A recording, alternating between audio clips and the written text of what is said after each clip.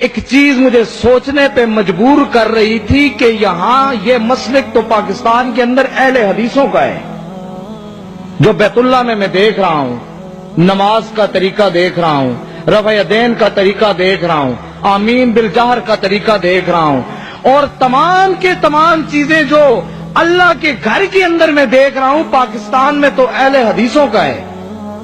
اور بہت ہی غلط نظریہ ہم لوگ رکھتے تھے اہل حدیثوں کے بارے میں، کبھی سنا بھی نہیں تھا اہل حدیثوں کو، دیوبندیوں کو پھر سن لیتے تھے، کیوں کہتے تھے کوئی بات نہیں ہے، وہ بھی انفی ہیں ہم بھی انفی ہیں، سیم سیم ہے، سیم سے شرک در شرک ہے، کوئی بات نہیں، سن لیتے تھے۔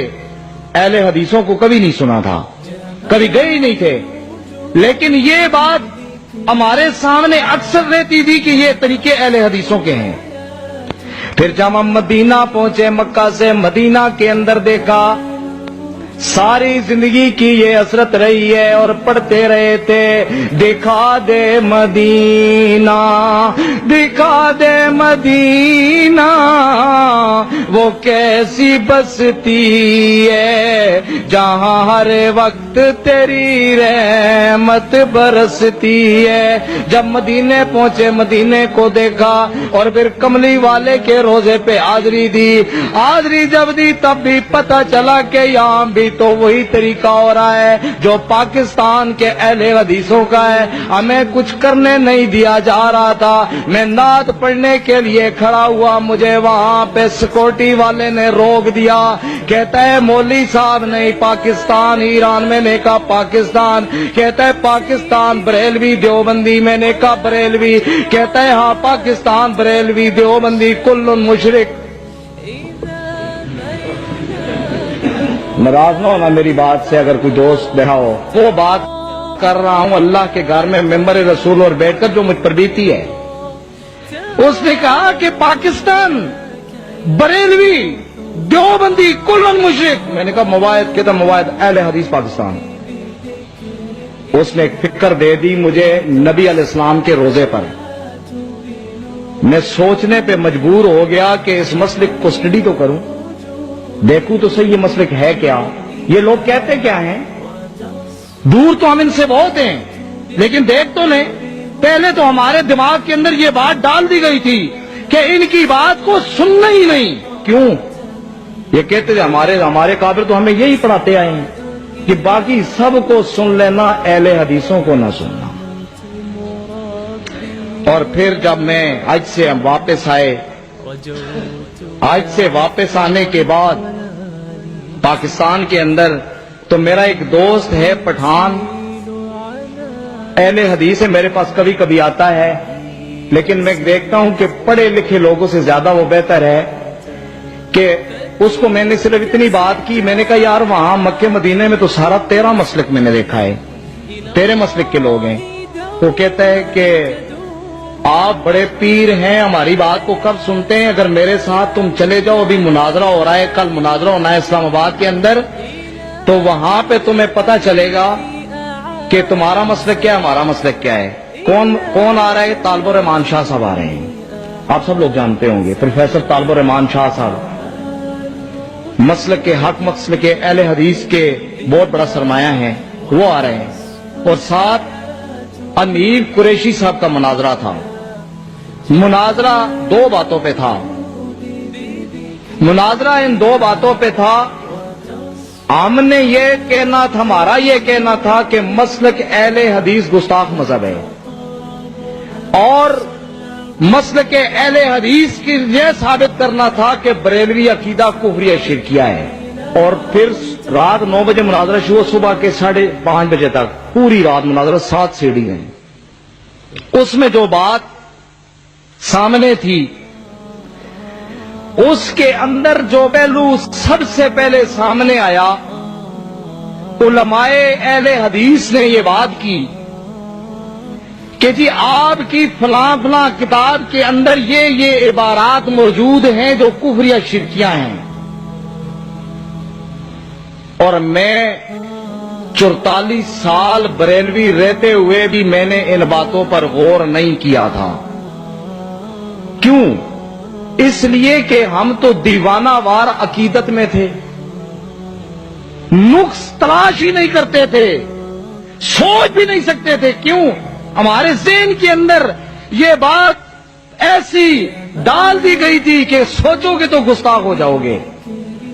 वो चंद इबारात मैं आपके सामने पढ़ता हूं जो कि उस मुनाजरे में थी। प्रोफेसर तालिबुर रहमान शाह साहब ने कहा कि लिखा है एक सूफिया बुजुर्ग गुजरे हैं बरेलवी के, सबके नहीं, मोहम्मद यारगढ़ी, और वो अपनी किताब के अंदर दीवाने मोहम्मदी के अंदर ये लिखते हैं, गर मोहम्मद ने मोहम्मद को खुदा मान लिया फिर तो समझो कि मुसलमान है, दगाबाज नहीं। मोहम्मद यारगढ़ी ने ये बात लिखी कि अगर मोहम्मद से मुराद मोहम्मद सल्लल्लाहु अलैहि वसल्लम, कि मोहम्मद सल्लल्लाहु अलैहि वसल्लम को मोहम्मद यारगढ़ी ने खुदा मान लिया तो सब मुसलमान है, दगाबाज।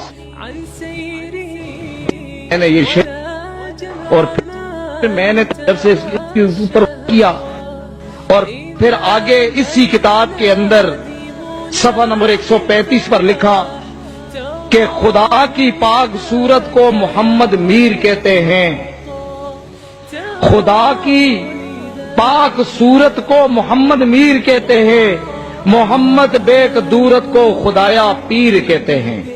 आहद अल्लाह अहमद मोहम्मद रसूलुल्लाह, आहद अहमद में फर्क नहीं मोहम्मदा, उशाक यार रखते हैं ईमान नए नए। आहद अहमद है लेकिन मीन के पर्दे में आया पेन कर या का पर्दा मिठन की गलियों में। जब इन अशार को सामने लाया गया, ऐसे और भी हैं, नकले कुफर न बशद बेशुमार हैं, पंजाबी के भी हैं। इस पर फिर हमने गौर किया कि जो कलाम ऐसे सूफिया का हम पढ़ते पढ़ाते आए हैं और इसको हमने इश्क बना रखा है, ये तो शरीयतन कुफर है। और फिर एक और बात उसी किताब के अंदर लिखी है कि मोइनुद्दीन चिश्ती, सब लोग जानते हैं, उनके पास एक मुरीद आया और मुरीद ने आकर के कहा कि मुझे बेत कर लो, मुझे अपना मुरीद बना लो।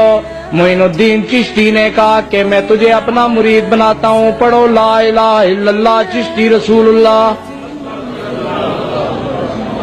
जिसके अंदर साथ साथ उसने अपना कलमा पढ़ाते हुए जब ये बात की, हम तो अकीदत से उसे मानते चले आए, हमें तो पता भी नहीं था। जब ऐसी बातें आई मेरे सामने, मेरा दिल कांप उठा, मेरे दिल के अंदर एक तड़प उठी, मेरे दिमाग ने करवट लिया और मैंने फिर फैसला किया कि नहीं अफजल कादरी, जो तूने मक्के के अंदर और मदीने पाक के अंदर नबी के रोजा पे जो अकीदा देखा है वो अकीदा अहले हदीस का है और यही सच्चा अकीदा है। इसको फौरन कबूल कर ले, कहीं ऐसा ना हो कि तेरी रूह परवाज कर जाए।